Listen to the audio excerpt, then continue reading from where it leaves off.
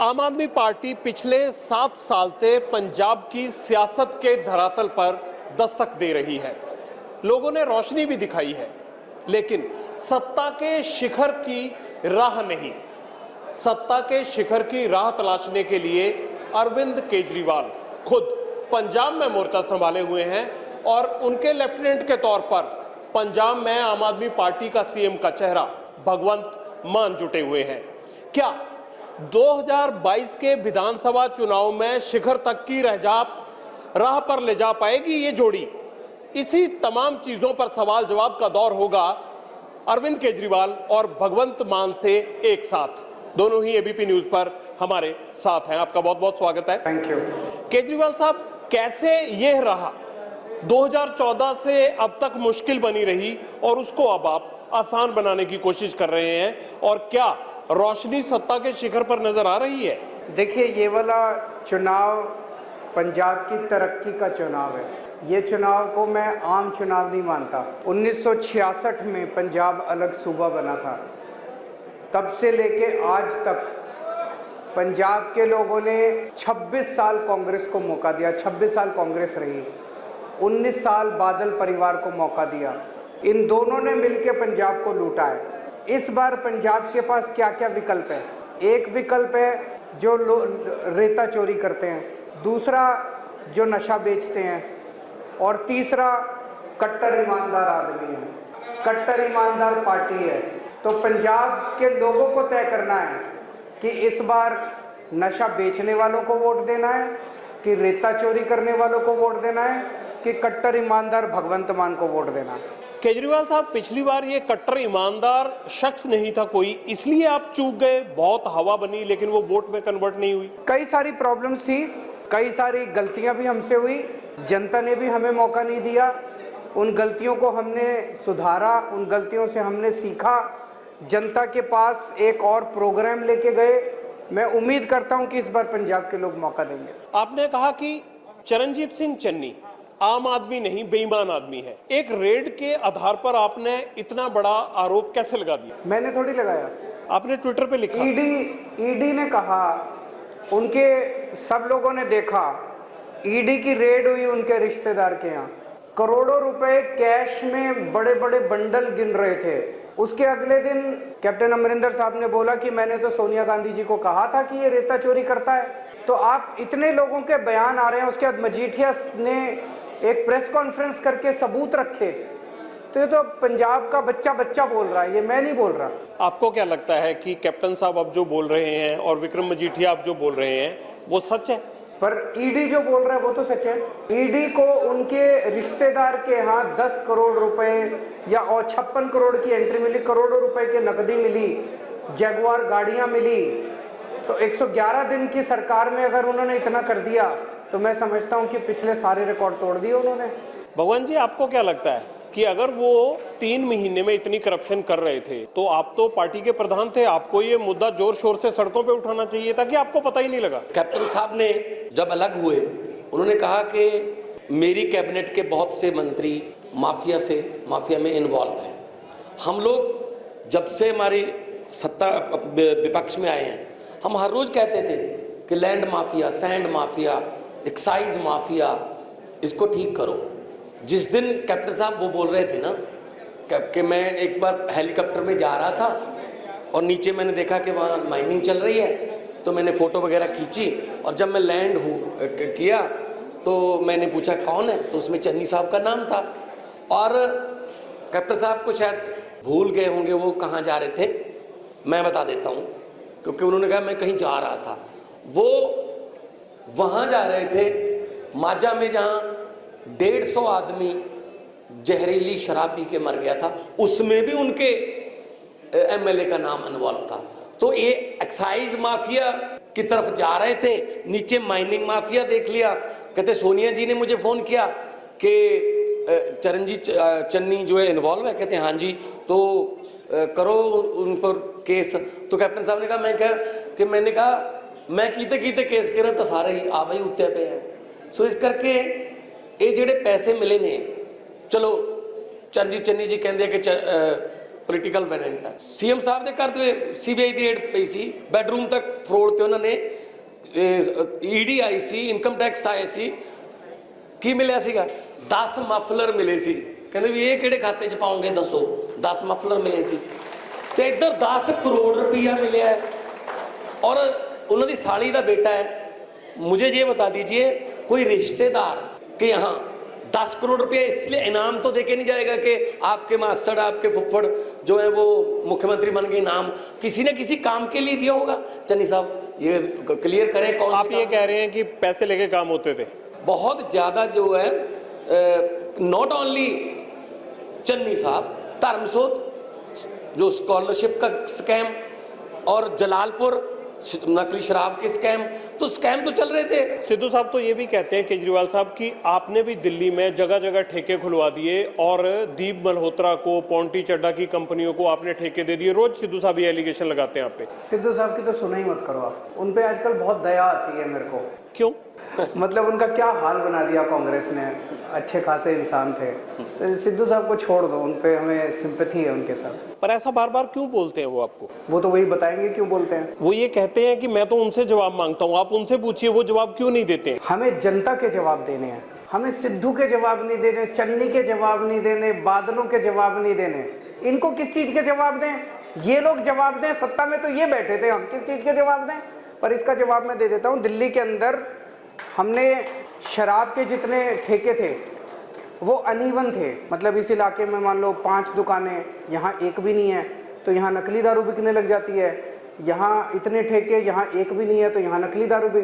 तो हमने सारे बंद करा के उसको इवनली डिस्ट्रीब्यूट कर दिया कि भाई हर वार्ड में 2 से 3 खुलेंगे। उसको पहले 750 दुकानें होती थी, अब 746 दुकानें हैं, 4 दुकानें कम करी है। तो किस चीज़ के बढ़ा दिए? झूठ बोलते हैं। नौटंकी सरकार है ये, उनके चन्नी साहब भी नौटंकी करते हैं, सिद्धू साहब भी नौटंकी करते हैं, ये सारे के सारे नौटंकी करते हैं। वो एक बात और कहते हैं कि उनकी बात तो रहने ही दो। बादल साहब की जितनी बसें हैं उनको क्यों नहीं दिल्ली सरकार रोकती है, क्यों वो एयरपोर्ट तक जाती हैं? और इसलिए हम जाकर केजरीवाल साहब के घर के बाहर धरना भी दे के आए। कहते सुप्रीम कोर्ट का ऑर्डर है और कानून है कि एक राज्य से जब बसें दूसरे राज्य में जाती हैं तो वो केवल ISBT तक जा सकती हैं, बस अड्डे तक जा सकती हैं, बस अड्डे के बाहर घूम नहीं सकती। तो जो पंजाब सरकार से बसें आती हैं वो केवल बस अड्डे तक जा सकती हैं, वो एयरपोर्ट नहीं जा सकती, ये कानून है। बादलों की जो बसें चलती हैं वो एयरपोर्ट क्यों जाती हैं? वो इलीगल जाती हैं। जब जब हमें पता चला, हमने बादलों की कई बसें जब्त की हैं। कितनी बसें जब्त की हैं इसकी फिगर आपको दे देंगे। अब अगला इंटरव्यू जब आप उनका करें तो उनसे ये पूछना कि जो बादलों की बसें दिल्ली में एंटर करती हैं, दिल्ली में तो टोटल 20 किलोमीटर चलती हैं, वो पंजाब में आके 200 किलोमीटर चलती हैं हर शहर में लोगों को। वो यहाँ इसको क्यों नहीं रोकते? वो दिल्ली में एंटर क्यों होने देते हैं उसको? हमने तो उनकी फिर भी बसें जब्त की हैं, और जो हमने उनकी बसें जब्त की उससे उनको हाईकोर्ट में रिलीफ नहीं मिला। इन्होंने तो उनके ऊपर जो केस करा बादलों की बसों में 2 मिनट में छूट के आ गया हाईकोर्ट से। तो मिले तो ये हुए कमजोर केस करते हैं बादलों के खिलाफ, 2 मिनट में बादल छूट जाते हैं, उनकी बसें छूट जाती हैं। चलिए फिर तो इसका आपको फायदा ही होगा। अगर मिले हुए हैं और कमजोर केस करते हैं तो जाहिर सी बात है आम आदमी पार्टी का फायदा हुआ इसमें। बिल्कुल। केजरीवाल ने कहा कि चन्नी आम आदमी नहीं, ये बेईमान आदमी है। इसको लेकर चन्नी साहब कह रहे हैं कि मैं अपनी पार्टी से सलाह कर रहा हूं, मैं तो केस करूंगा, फिर इनको माफी मांगनी पड़ेगी। वो कह रहे हैं कि मैं अपनी पार्टी से हाईकमांड से परमिशन ले रहा हूं। बताओ क्या मुख्यमंत्री है यार। केजरीवाल के खिलाफ एक मानहानि का मुकदमा करने के लिए हाईकमांड से परमिशन लेनी पड़ती है। बताओ क्या हाल कर रखा है इन्होंने चन्नी। मतलब हर तीसरे दिन चन्नी साहब को तलब किया, सिद्धू को तलब किया हाईकमांड ने दिल्ली, है ना? ये आपको नहीं लगता ये 3 करोड़ पंजाबियों की इंसल्ट है? आपको याद होगा कैप्टन साहब दिल्ली बैठे रहते थे, दिल्ली जाया करते थे, 4-4 दिन इंतजार करते रहते थे। सोनिया गांधी मिलती नहीं थी उनसे। कैप्टन साहब उस टाइम मुख्यमंत्री थे। ये कैप्टन साहब की बेइज्जती नहीं थी, ये पंजाब के 3 करोड़ पंजाबियों की बेइज्जती थी जो कांग्रेस करती है। आप वही पत्ता उन पर फेंक रहे हैं जो पहले आपकी पार्टी के लिए बोला जाता था कि पंजाबी खुद मुख्तियारी की बात करते हैं। आज आप वही बात कह रहे हैं कि कांग्रेस में आप खुद मुख्तियारी की जरूरत है। भगवंत मान मेरे बगल में बैठे हैं, इनसे ये पूछ लो पिछले 4 महीने में मेरे घर कितनी बार आए हैं? मुझे एक बार आए हैं, मेरे को याद आ रहा है, एक बार 4 महीने में। और चन्नी साहब से पूछ लो कितनी बार, रोज 3 बार जाते हैं सोनिया गांधी के घर। आपको क्या लगता है कि अपने पार्टी चीफ के घर जाना गलत होता है? ये नहीं, भी कोई तो... गलत नहीं है, कोई गलत नहीं है जी, कोई गलत नहीं है। मैं कब कह रहा हूँ गलत है? पंजाब के लोग तय कर लेंगे क्या गलत है क्या सही है। चरणजीत सिंह चन्नी को 3 महीने देकर कांग्रेस ने एक तरह से बड़े दलित चेहरे को आगे पेश कर दिया और आज ये कहा जा रहा है कि उन्हीं को ही चीफ मिनिस्टर का चेहरा होना चाहिए। अरविंद केजरीवाल की पार्टी में 3 लोग थे। आपके एलओपी वो दलित बिरादरी से थे, इसके अलावा उनके साथ 2 लोग और बुद्ध सिंह लगे हुए थे, मानुके जी लगे हुए थे, वो तमाम लोग दलित चेहरे थे। पर आप दलित चेहरे को उस तरह से क्यों उभार नहीं पाए? नहीं, हमारे तीनों, आपने खुद ही कहा कि 3 अच्छे चेहरे हैं हमारे पास, तो उभारा तभी तो अच्छे लगे आपको। मैं मुख्यमंत्री के तौर पे कह रहा हूँ। पटियाल साहब, जब हमारी स्क्रीनिंग कमेटी बनी थी, कोर कमेटी, उसके चेयरमैन प्रिंसिपल बुद्धराम थे, बुढ़लाडा रिजर्व से जीतते हैं। एलओपी हरपाल चीमा जी हैं, उनके डिप्टी सरबजीत कौर मानुके हैं, वो भी जगराओं से हैं। तो ऐसा नहीं हमके कोई... आपको लगता है कि एलओपी हरपाल चीमा चन्नी के बराबर का फेस है? नहीं, जो हमारे पास पोर्टफोलियो है लोगों ने विपक्ष में दिया, वो कैबिनेट रहे। एलओपी सबसे बड़ा रैंक होता है चीफ मिनिस्टर के बाद। हाँ, हरपाल चीमा जी मुद्दे उठाते रहे। जितने सवाल बुद्धराम जी ने, मैडम मानुकी जी ने, जितने सवाल आम आदमी पार्टी ने पूछे हैं विधानसभा में, उधर किसी ने नहीं पूछे। और भगवंत मान को आम आदमी पार्टी का चेहरा केजरीवाल ने नहीं बनाया, आम आदमी पार्टी ने भी नहीं बनाया, पंजाब के लोगों ने बनाया। हमने तो पंजाब में फोन लाइन चालू कर दी थी। फोन लाइन में अगर आपका नाम आ जाता, हम आपको अपना सीएम चेहरा बना देते। हमने ये नहीं कहा कि इसका नाम लो, इसका नाम। उस दिन मेरे से प्रेस में पूछा गया कि क्या ऑप्शंस क्या हैं, क्या आपकी पार्टी का ही हो सकता है? मैंने कहा नहीं, किसी भी पार्टी का हो सकता है, और हो सकता है पार्टी में ना भी हो। आप कोई भी नाम बता सकते हो। पंजाब की तरक्की के लिए अगर दूसरी पार्टी से मेरे को किसी को लाना पड़ेगा, मैं ले आऊंगा। भगवंत ने भी कहा था कि किसी के पैर पकड़ के दूसरी पार्टी से लाना पड़ेगा, हम ले आएंगे। लोगों ने भगवंत मान को 93.3% लोगों ने भगवंत मान के नाम पे टप्पा लगा दिया। अब आप खुद सोचो, 93.3% का मतलब क्या हुआ? 21 लाख में से 21.5 है कि अकालियों ने भी इनके नाम पे वोट मारा, कांग्रेसियों ने भी इनके नाम पे वोट मारा। तो ये अकालियों का भी सीएम चेहरा है, कांग्रेसियों का भी सीएम चेहरा है, आम आदमी पार्टी का भी सीएम चेहरा है। भगवंत मान आज पंजाब का सीएम चेहरा है। कांग्रेस कह रही है कि ये तो फर्जीवाड़ा किया है इन्होंने, इतनी कॉल ही नहीं आ सकती। तुम भी करा लो। तो कल कह रहे थे राहुल गांधी, हाँ। हम वर्करों से पूछेंगे, हम भी सीएम का चेहरा देंगे। पहले कहते थे हमारे 3 चेहरे हैं, कल कह रहे थे एक दूसरे को। सिद्धू साहब ने क्या कहा कल, पंजाब में फैसले कौन करेगा? राहुल जी आज बता के जाना, और मुझे दर्शनी घोड़ा मत बनाना। इसका मतलब क्या है? और खुद ही कह रहे हैं। क्या ये भगवंत मान को सीएम का चेहरा बनाने का नतीजा है कि कांग्रेस पर दबाव आया कि उनको भी सीएम का चेहरा देना चाहिए? उनको हम धीरे धीरे राजनीति सिखा रहे हैं। दिल्ली में तो आपने अच्छी खासी सिखा दी। दिल्ली में तो सिखा दी, लेकिन जोक्स अपार्ट, ये इलेक्शन पंजाब के मसलों को हल करने का इलेक्शन है। पंजाब भ्रष्टाचार की वजह से बहुत त्रस्त हो चुका है, माफिया राज चल रहा है। जैसे अभी भगवंत जी ने बताया, एक्साइज का माफिया है, स्कूलों का माफिया है, शिक्षा का माफिया है, अस्पताल दवाइयों का माफिया है, रेता का माफिया है, बिजली का माफिया है, हर क्षेत्र में माफिया है। दिल्ली में भी था ऐसे ही, स्कूलों का माफिया चलता था, प्राइवेट स्कूल वाले फीस बढ़ा देते थे, पानी के टैंकरों का माफिया था, तरह तरह के राशन का माफिया था। सारे माफिया तोड़े। क्यों तोड़े? हमारी नीयत साफ थी। अब साफ नीयत की सरकार देंगे भगवंत मान, इनके मुख्यमंत्री बनने से सारे मसले हल होंगे, सारे माफिया की कमर तोड़ेंगे हम। भगवंत मान को चेहरा बनाने के बाद क्या बदला पंजाब में? 10 दिन में आपने क्या महसूस किया? मुख्यमंत्री बनने दो, फिर बदलेगा, अभी थोड़ा इंतजार। माहौल बदला, कुछ तो आपने महसूस किया होगा। लोगों को अच्छा लगा, बिकॉज जब 93.3% लोगों ने कहा कि भगवंत मान को सीएम चेहरा बनाओ और हमने बना दिया, तो लोगों को खुशी हुई कि भाई हमारी सुनी, पंजाब के लोगों की सुनी, तो माहौल तो बहुत अच्छा हुआ माहौल तो। भगवान जी, आपको क्या बदला लगा? आप खुश काफी रहते हैं। बात ये नहीं है कि मुझे मुख्यमंत्री का चेहरा अनाउंस कर दिया सीएम साहब ने, जब लोगों ने, बात यह है कि अकेला कोहली नहीं जिता सकता, टीम चाहिए होती है। मुझे 2.25 करोड़ लोगों का साथ चाहिए ताकि हम पंजाब को दोबारा पंजाब बना सकें। फौज में हर एक को मोर्चा नहीं मिलता, हर एक को बंदूक भी नहीं मिलती, लेकिन जो उनके लिए कारतूस असला लेके आते हैं, सप्लाई करते हैं, वो भी देशभक्त। जो उनके लिए दूरबीन से टारगेट सेट करते हैं, नक्शे बनाते हैं, वो भी देशभक्त। जो फौज के लिए लंगर तैयार करते हैं, फौज का खाना खाते हैं, वो भी देशभक्त है। इसलिए जो मेरे साथ पर्दे पर हैं वो भी, जो पर्दे पर नहीं है मेरा साथ दे रहे हैं, वो भी मेडल के हकदार होंगे अगर अपने पंजाब को दोबारा पंजाब बना दिया। केजरीवाल जी, राहुल गांधी कह के गए कि हम जल्दी से जल्दी सीएम का चेहरा देंगे। आपकी पॉलिटिक्स पे उनका चेहरे देने का क्या फर्क पड़ेगा पंजाब में? कोई फर्क नहीं, उनकी अपना इंटरनल पार्टी का मामला है, वो जिसको मर्जी चेहरा बनाए। लेकिन एक होता है ना, भगवंत मान के मुकाबले दूसरा चेहरा जो आएगा उसको देखकर लोग वोट डालेंगे ना, तो फर्क तो पड़ता है। पार्टी तो वही है, चेहरा कोई भी हो। चेहरे तो कई बदले इन्होंने, पहले कैप्टन साहब थे, फिर चन्नी साहब बना दिए, अब किसी तीसरे को ले आएंगे। पार्टी तो वही है, उसकी नसों में भ्रष्टाचार का खून बहता है। मतलब जब वो केंद्र सरकार में थे तो उस टाइम 2G और करप्शन और कितने वो होते थे। पंजाब के अंदर जब इनकी 5 साल में सरकार थी तो तरह तरह के माफिया, जो भी भगवंत जी ने बताया, इन्होंने एक्साइज का माफिया, ये माफिया, वो माफिया। अब पंजाब को इन दोनों पार्टियों से मुक्ति चाहिए, ईमानदार सरकार चाहिए। वो ईमानदार सरकार कौन दे सकता है? अच्छा आप एक चीज बताओ, आप तो इतने सीनियर पत्रकार हो, 7 साल से भगवंत जी MP हैं, कभी इनके ऊपर एक दाग लगा कि ये चोरी की इन्होंने?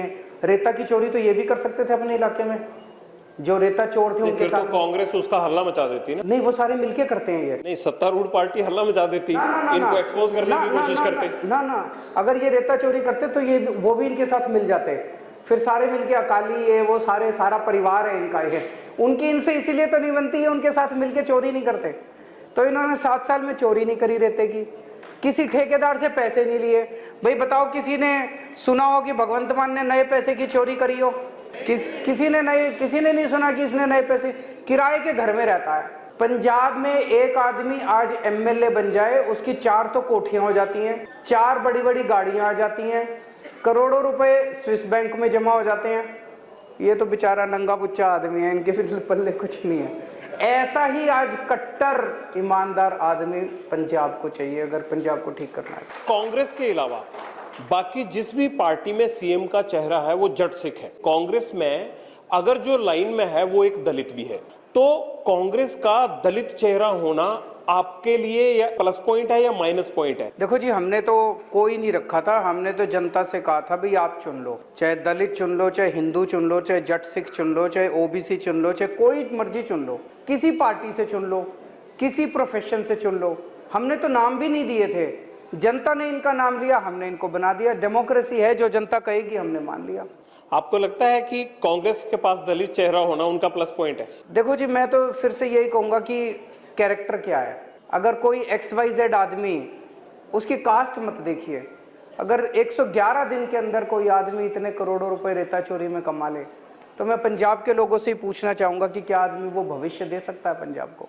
आपसे मैं पूछना चाहता हूं, जो आदमी रेता चोरी करता है, कल को CM बनने के बाद क्या वो आपके बच्चों के स्कूल बनाएगा? कल को CM बनने के बाद आपके लिए अस्पताल बनाएगा? आज पंजाब पे 3 लाख करोड़ का कर्जा है, जब तक 5 साल में 5 लाख करोड़ का कर्जा हो जाएगा। ऐसे आदमी को क्यों चुनोगे आप? ये आदमी आपको भविष्य नहीं दे सकता पंजाब को।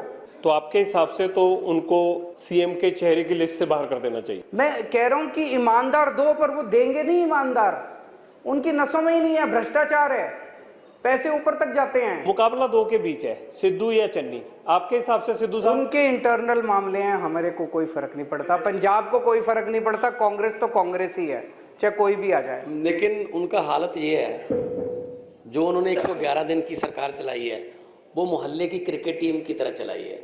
मोहल्ले की क्रिकेट टीम का कोई कैप्टन नहीं होता, जो मर्जी जहां मर्जी फील्डिंग करता है, जिसके पास बैट आ जाए वो बैटिंग करता रहता है। कई बार क्या होता है, जिसका बैट होता है वो आउट भी हो जाए ना, बैट लेके घर चला जाता है, तो उसको मना के लाते हैं, यार 2 ओवर और खेल लेना, है ना। तो अभी सिद्धू साहब के पास बैट है, वो 2-3 बार घर जा चुके हैं अपने, फिर मना के लाते हैं आजा आजा। चन्नी साहब के पास बॉल है, वो बॉल नहीं दे रहे किसी को। सुनील जाखड़ 3 विकेटें लेके बैठे हैं, कहते मैं नहीं दूंगा। बाजवा साहब बाहर बैठे हैं, कहते मैं ग्राउंड में फील्डिंग नहीं करूंगा, बैटिंग मिलेगी तो मैं आऊंगा। ये तो उनकी हालत है यार, कैसे पंजाब चलाएंगे ये?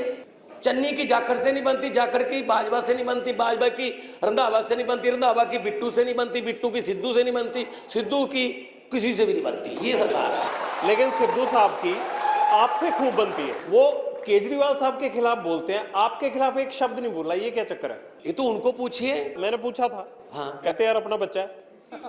तो ठीक है, फिर मैं उनका भी फेवरेट हूँ। फिर मैं भाई ये जुगलबंदी क्या है? मैं जो बोल रहा हूँ वो उन्होंने मुझे बोला। मैं जिस दिन वो कुछ गलत बोलते हैं मैं इमीडिएट, उन्होंने पुलिस के बारे में बोला शब्दावली, मैं बोल भी नहीं सकता यहाँ पर, मैंने उसी दिन कहा नहीं। आपके बारे में उनके बड़े अच्छे विचार हैं। उनसे पूछिए कि मेरे बारे में। इनके बारे में सारे पंजाब के अच्छे विचार हैं, उनके भी अच्छे विचार हैं, बाकी 3 करोड़ पंजाबियों के भी अच्छे विचार हैं। मुझे ये लगता है कि ऐसा तो नहीं है कि अगर चुनाव के बाद जरूरत पड़ी तो आप दोनों की जुगलबंदी काम आएगी। नहीं, मैं तो कभी मिला भी नहीं उनके। मैं तो लफ्टर चैलेंज के समय मिला था, जब करतारपुर साहब का रास्ता जाना था, जब पहली बार सभी एमपीज गए थे तब मिला था। चलिए, नेक काम के लिए मिल लेना चाहिए, आप इतना शर्मा क्यों रहे? नहीं, मैं शर्माता नहीं हूँ। मैं तो मैं उनके बारे में, जब मुझे रैपिड फायर में कोई पूछते हैं आपके पत्रकार कि नवजोत सिद्धू, मैं कहता हूँ बहुत अच्छे बुलारे हैं, लेकिन कई बार ज़्यादा बोल जाते हैं। तो आपके बारे में ज़्यादा बोलने तब तो अच्छा ही है। कोई बात नहीं, अगर उनको कुछ लगेगा मेरे में कमी लगेगी तो बोल देंगे, मुझे कोई प्रॉब्लम नहीं। सिद्धू वर्सेस विक्रम मजीठिया, इस बार एक बिग फाइट होने जा रही है पंजाब में। तो इसमें आपको आपकी पार्टी ने कहा, राघव चड्ढा ने प्रेस कॉन्फ्रेंस करके, कि ये चन्नी का मास्टर स्ट्रोक है। ये कैसे मास्टर स्ट्रोक कहा उन्होंने? वो तो राघव चड्ढा जवाब देंगे, लेकिन मैं अमृतसर ईस्ट की जनता से अपील करना चाहता हूँ कि ये दोनों हाथी हैं, पॉलिटिकल हाथी हैं, और इनके पैरों के नीचे जनता पिस रही है। मजीठिया साहब के ऊपर इस टाइम नशे के आरोप लगे हुए हैं, नशा बेचने के। वो जेल से भागते फिर रहे हैं चारों तरफ और एंटिसिपेटरी बेल पे हैं इस टाइम। सिद्धू साहब कभी अपने हलके में निकलते नहीं हैं, उनके लोग बताते हैं फ़ोन भी नहीं उठाते, उनसे मिलने जाओ मिलते भी नहीं है घर पे। उन्होंने अपने हलके के लिए कुछ नहीं किया। इन दोनों में से वोट दे के जनता को क्या मिलेगा? कुछ नहीं मिलेगा। चाहे इसको वोट दे दो, चाहे इसको वोट दे दो। अब हमारी जो कैंडिडेट है, एक आम महिला को हमने टिकट दी है, उसको अगर वोट दोगे, रात को 12 बजे भी उसकी घंटी बजा के उसको बुला सकते हो। आप अपना काम करने आएगी वो, उसका फ़ोन करोगे फ़ोन उठाएगी वो, आपके काम आएगी वो, आपके हल्के के लिए काम करेगी। तो अमृतसर ईस्ट की जनता को मैं अपील करना चाहता हूँ, इन दोनों बड़े बड़े लोगों को लड़ने दो। अपने को इसकी लड़ाई में क्या लेना देना जनता को? इनको लड़ने दो, आप इस लड़की को जिता दो। आपको नहीं लगता बड़ी लड़ाई में छोटे का नुकसान हो गया? आपकी सीट पर ज्यादा किसी को ध्यान ही नहीं रहेगा इस सीट पे। नहीं, मुझे नहीं लगता, मुझे लगता उल्टा होगा। देखना, दिल्ली ने दिखाया है। दिल्ली में हमारे जब कैंडिडेट खड़े किए पहले वाले चुनाव में, आम महिला थी शालीमार बाग से, वंदना, उसने 4 टाइम एमएलए और मिनिस्टर को हराया था, और उसके पास कुछ भी नहीं थे, पैसे भी नहीं थे। वो पता है कैंपेनिंग कैसे करती थी? वो और उसका हस्बैंड निकल जाते थे, सारा दिन बस नॉक कर करके लोगों की कैंपेनिंग करते। एक लड़की थी जो पत्रकार थी, 1 साल बस पहले डिग्री करके आई थी, उसको हमने टिकट दे दी, वो जीत गई। एक लड़का था बिहार से आया हुआ था दिल्ली में सिविल सर्विस की कोचिंग करने के लिए, उसको टिकट दे दी, वो जीत गया। जब ईमानदारी का बोलबाला बजता है और जब जनता साथ आ जाती है ना, तो बड़े बड़ी कुर्सियां हिल जाती है, बड़े बड़े दिग्गज हिल जाते हैं। आपको लगता है कि विक्रम मजीठिया और सिद्धू के झगड़े में ज्योति जी दोनों की हारेंगे, लॉटरी लग जाएगी? दोनों हारेंगे, देख लेना, दोनों हारेंगे। आज लिखवा लो मेरे से। अच्छा मान साहब, आपने भी पिछली बार जो है आप कूद गए थे जलालाबाद से सुखबीर बादल के खिलाफ जी, लेकिन इस बार बड़ा आप सेफ सीट चुना है आपने धुरी का। तो क्या हुआ? मतलब वो गलती लगी, हार ने सब कुछ सिखा दिया, या ओवर एक्साइटमेंट छोड़ दिया आपने? आप सेफ सीट किसको कहते हो? मुझे जो है, जितना लोग मुझे प्यार करते हैं, मेरे लिए तो सभी सीटें सेफ हैं। फिर जब मैं बागा पुराना जाता हूँ, कहते यहाँ से लड़ेगा। मानसा में रैली करने गए, कहते यहाँ से तैयारी है इसकी। तो मुझे तो हर जगह से लोग कहते हैं यहाँ आ जा, यहाँ आ जा। धुरी में पहले भी 14 में भी और 19 में भी 30-30 हज़ार के मार्जिन से हम जीते। और जलालाबाद में मेरी ड्यूटी लगी, पूरे पंजाब में रैलियां की, 58,000 से ज़्यादा वोट मिले। इस बार रवनीत बिट्टू क्यों नहीं लड़ रहे सुखबीर के खिलाफ? इस बार कैप्टन अमरिंदर बादल के खिलाफ क्यों नहीं लड़ रहे? अभी सीटें अनाउंस होनी है। वो तो कल गए ही नहीं रवनीत बिट्टू, तो राहुल गांधी लंबी जलालाबाद पटियाला, लंबी से बादल आए अमरिंदर सिंह, और जलालाबाद से रवनीत बिट्टू आया कि भाई भगवंत मान को जीतने देना। कांग्रेस की प्लानिंग थी कि सुखबीर को जिताना है और बादल साहब को जिताना है। इससे बड़ी और क्या एग्जांपल होगी कि ये दोनों मिले हुए हैं। इस बार क्यों नहीं रवनीत बिट्टू? यानी आपको मिलकर हराया, वरना आप नहीं हारते। रवनीत बिट्टू का क्या लेना देना था जलालाबाद में? एमपी थे लुधियाना से। एक दिन पहले मतलब उनको कहा गया जाके कागज भरो, बड़ा नेता आ जाता है तो जो वोट है वो वहीं पे रुक जाती है। कैप्टन साहब, आपको पता है, आप कहते मुझे कहते हैं आप जलालाबाद से हार गए, आपने कभी ये पूछा कैप्टन साहब भी हार गए थे लंबी से, भट्टल भी हार गई, बिरसा सिंह पिटोआ हार गया, दलजीत चीमा हार गया।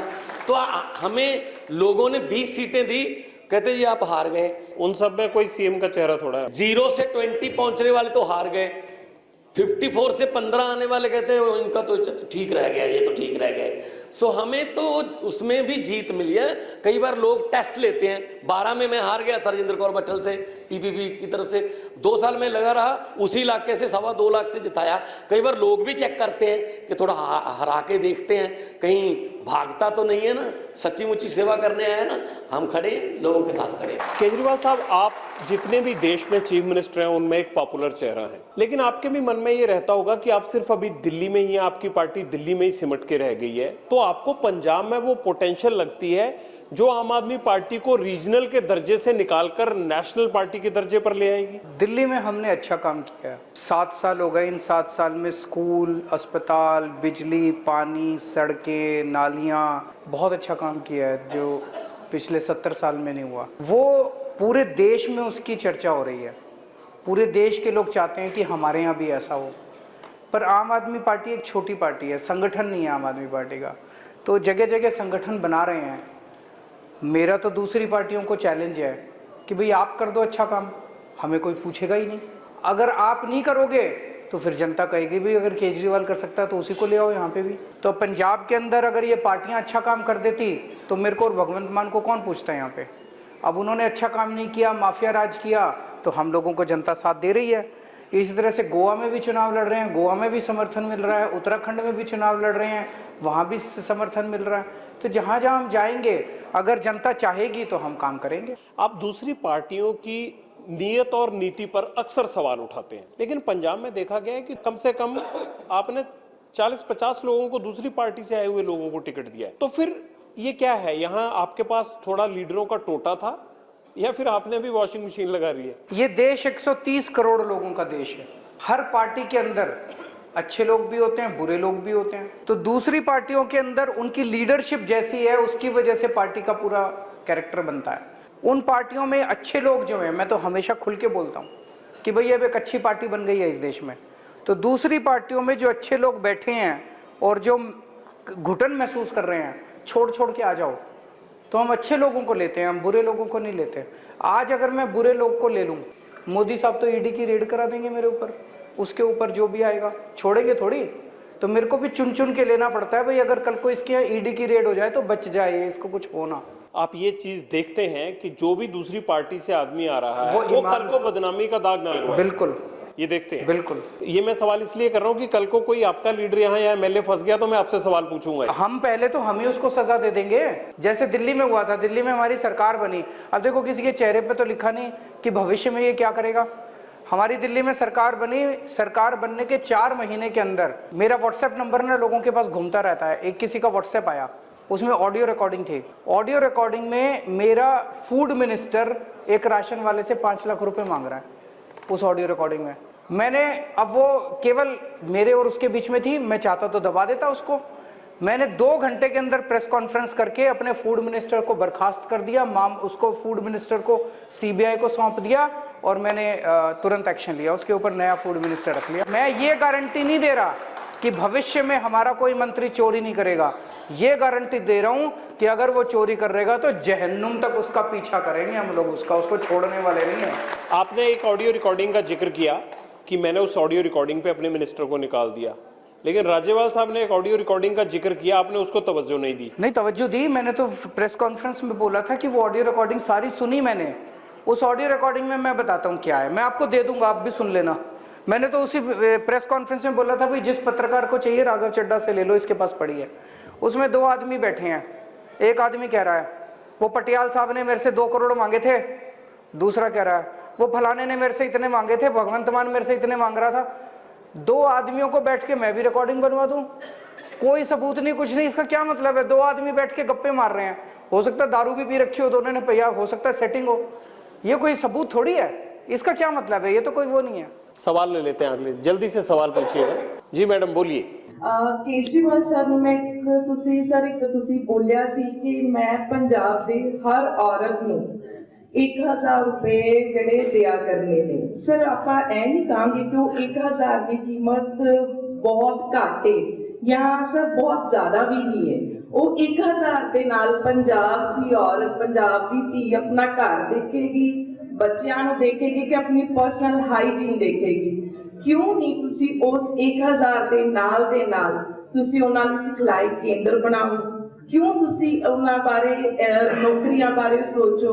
आप ये कह रहे हो भाई 1,000 रुपये हम महिलाओं को दे रहे हैं तो 1,000 रुपये से क्या होगा, हम रोज़गार की बात क्यों नहीं करते, हम इसकी बात। और शायद आप ये भी कहना चाह रही हैं कि ये फ्री में हज़ार रुपये बांटने से क्या फ़ायदा। ये फ्री भी वाला जो चलता है, दोनों का मैं जवाब देता हूँ। हमने दिल्ली में 24 घंटे बिजली करी, पहले बहुत पावर कट लगते थे, और हमने दिल्ली में बिजली मुफ्त भी कर दी लोगों की। 73% दिल्ली के लोगों का 0 बिजली का बिल आता है। कुछ लोग कहते हैं बिजली फ्री क्यों करते हो, हमने चोरी नहीं करी पैसे की, हमने भ्रष्टाचार जो पहले करते थे नेता वो पैसा बचा लिया, और वो पैसा बचा के अगर एक आम आदमी के घर के अंदर उसके जेब में 1000 रुपये बिजली के एक्स्ट्रा डाल दिए, बिजली का बिल अब उसको नहीं भरना पड़ रहा, तो कोई गलत तो नहीं करा, महंगाई के ज़माने में उसका थोड़ा सा फ़ायदा ही करा। जो बड़े बड़े नेता 100 करोड़ ले जाते, उनका 100 करोड़ रुपया बंद कर दिया और सबके जेब में 1000 रुपये डाल दिए, अच्छा ही काम करा। उसी तरह से हमने दिल्ली में वही हम पंजाब में भी करेंगे, पंजाब में 24 घंटे बिजली करेंगे और सबके बिजली के बिल जो है 300 यूनिट तक, मैं हिसाब लगा रहा था लगभग 80% पंजाब के बिजली के बिल 0 हो जाएंगे, सबके बिजली के बिल पुराने माफ़ हो जाएंगे, 24 घंटे बिजली आएगी और बिजली के 80% लोगों के बिजली के बिल माफ़ हो जाएंगे। हमने दिल्ली में करा, किसी के घर में कोई भी बीमार होएगा, हमने पहले सरकारी अस्पताल बड़े ख़राब थे वो बहुत अच्छे कर दिए, अब सरकारी अस्पताल बड़े अच्छे हो गए हैं। उसमें दवाइयाँ पहले नहीं मिलती थी, अब सारी दवाइयाँ मिलती है, दवाइयों की खिड़कियाँ खुलती हैं, मशीनें काम करती हैं, डॉक्टर टाइम पे आते हैं, सारे अस्पताल शानदार हो गए। कई लोग तो फोर्टिस और मैक्स में इलाज नहीं कराते, सरकारी अस्पतालों में इलाज कराते हैं, सारा इलाज मुफ्त कर दिया हमने।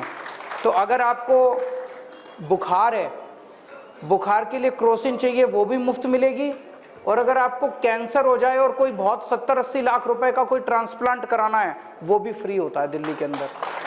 तो 2 करोड़ दिल्ली के लोगों को हमने ये सुरक्षा चक्र दिया है कि अब आपके घर में कोई बीमार हो जाए तो आपको चिंता की बात। ये पंजाब में भी करेंगे। पंजाब में एक नई घोषणा की हमने कि हर महिला को 1000 रुपये उनकी जेब में देंगे हर महीने।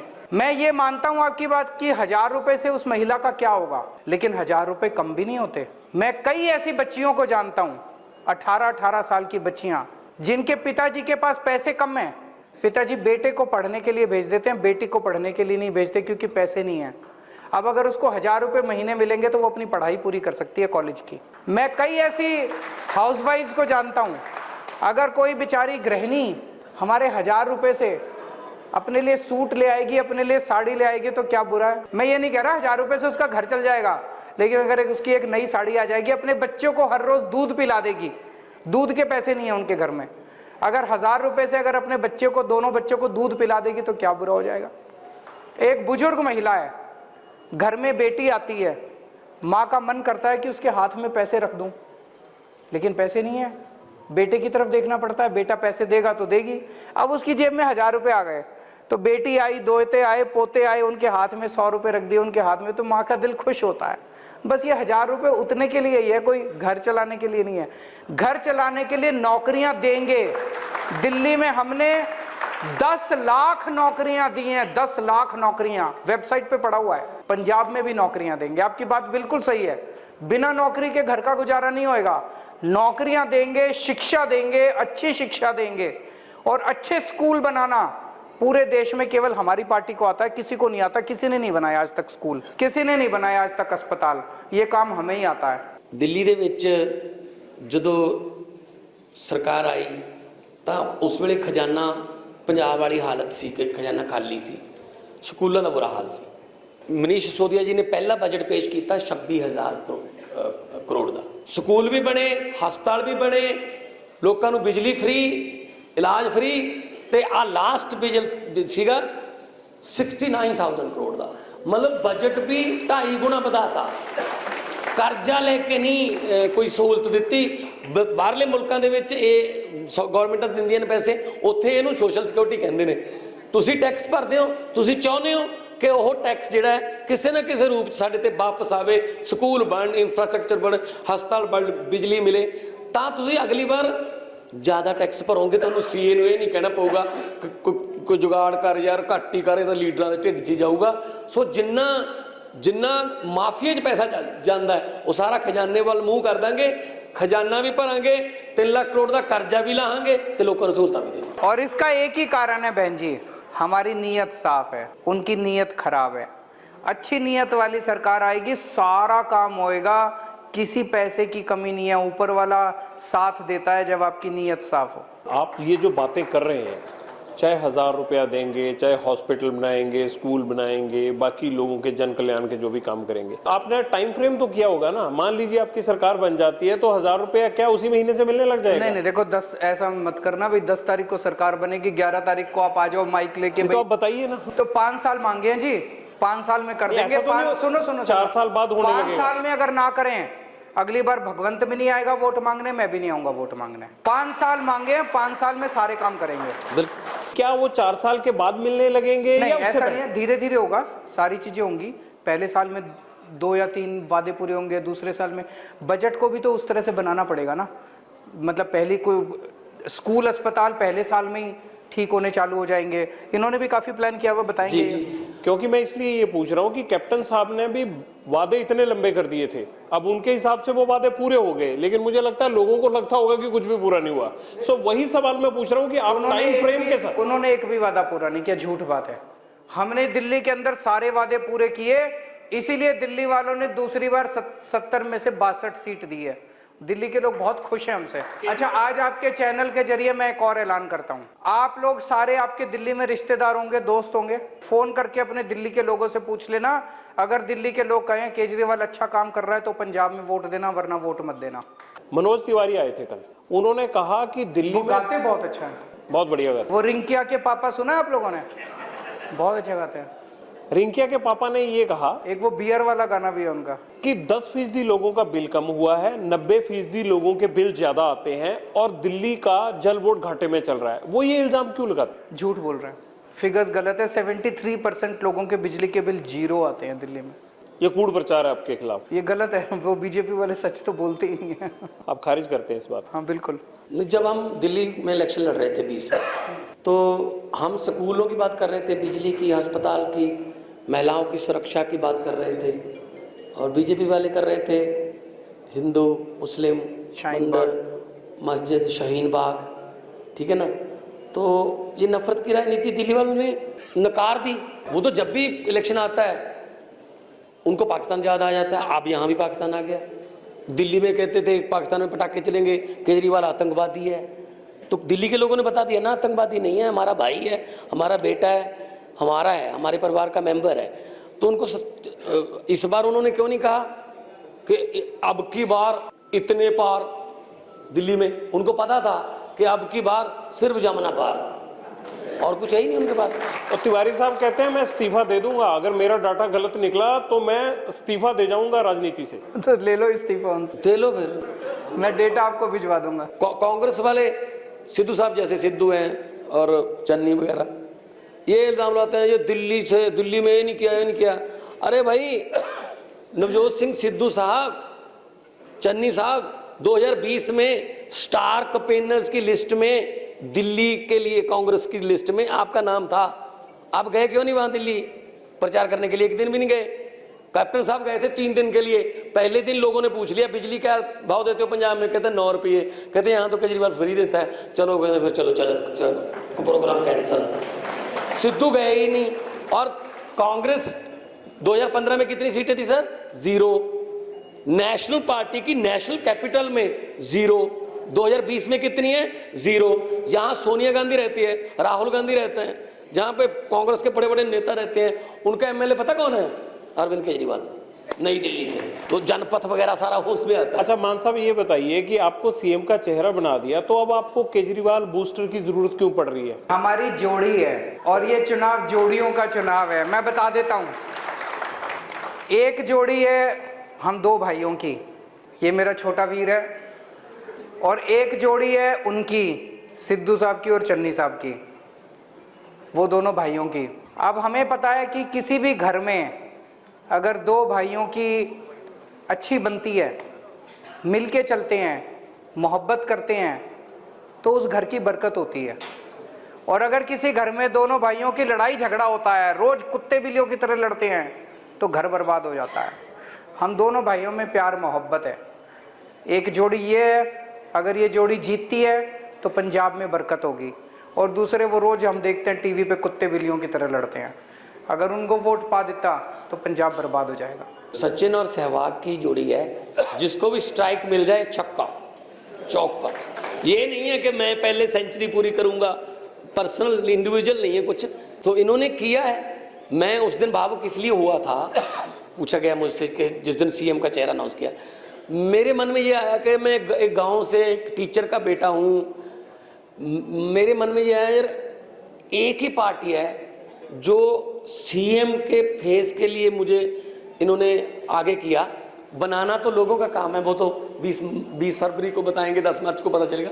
लेकिन अरविंद केजरीवाल जी ने वो पार्टी बनाई कि आम आदमी को ये एहसास हो गया मैं विधानसभा लड़ सकता हूँ, मैं भी लोकसभा लड़ सकता हूँ। पहले लोग कहते थे ये गुंडागर्दी है यार, ये राजनीति पैसे वालों का खेल है, लेकिन राजनीति अब आम घरों में अरविंद केजरीवाल जी ने दी है। और मेरी उम्र में जो कांग्रेस में या अकाली दल में या बीजेपी में हैं, उनको जिला प्रधान भी नहीं बनाता कोई।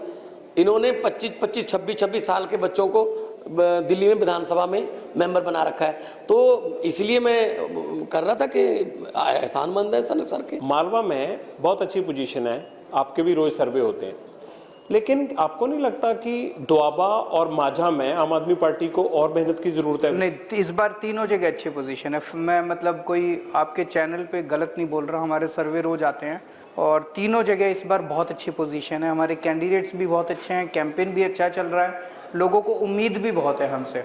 क्या किसान पार्टी आपका वोट डैमेज कर रही है? जो भी ऐसा वोट है जो कि इस्टेब्लिशमेंट के खिलाफ है, वो नेचुरली हमें पड़ेगा, और वही उसमें से एक थोड़ा बहुत हिस्सा किसानों को भी पड़ेगा, तो थोड़ा बहुत वोट तो जाएगा उनकी तरफ। बहुत बहुत शुक्रिया। आखिरी सवाल यही था कि अब की बार कितना पार? जोड़ी बैठी है, जोड़ी से ही पूछ लेते हैं। जो जनता देगी वो सर माथे पे, जनता का आदेश सर माथे पे। सर्वे क्या कहते हैं? आप रोज सर्वे करवा रहे हैं, एक नंबर दे दीजिए जनता को। नहीं, कोई नंबर नहीं, हमें उम्मीद है कि पूर्ण बहुमत देंगे, अच्छा बहुमत देंगे।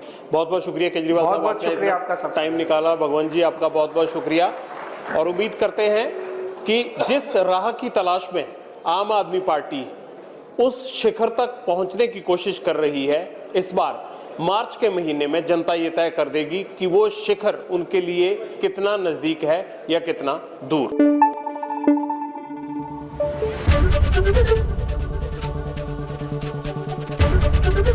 एबीपी न्यूज आपको रखे आगे।